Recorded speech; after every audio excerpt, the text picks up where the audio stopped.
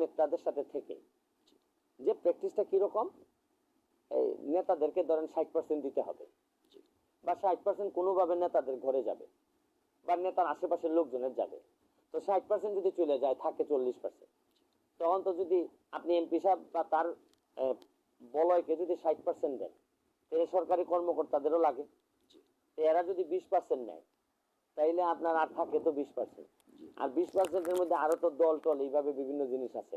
এরপরে হচ্ছে গিয়ে সবাই ভাগে কিছু না কিছু ওই পায়, শুধু জনগণ পায় না।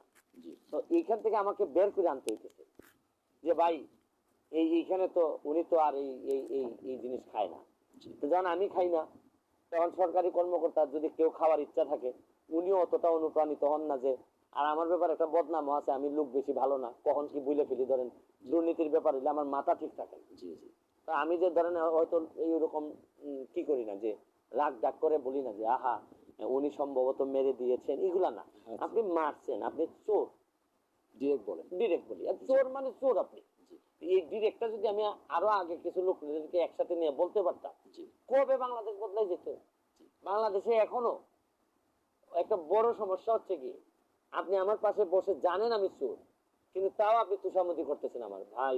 আপনি তো দারুণ কাজ করেছেন, মানবতাবাদী মানুষ, তারপর আপনি আপনার এলাকায় বিশাল ভোটের ব্যবধানে আসছেন, কিন্তু আপনি ভিতরে ভিতরে জানেন আমি যে চোর। কিন্তু জীবনও আপনি এইটা নিয়ে কাছেই যাবেন না, বলা তো দূরের কথা, এই লাইনে বরং আপনার অনুষ্ঠানের আগে বললাম।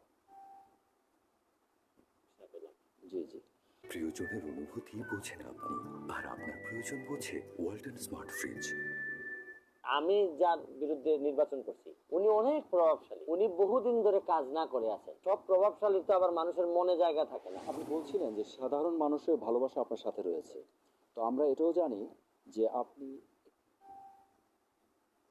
নির্বাচিত হয়েছেন, সেখানে একজন প্রভাবশালী মন্ত্রী রয়েছে।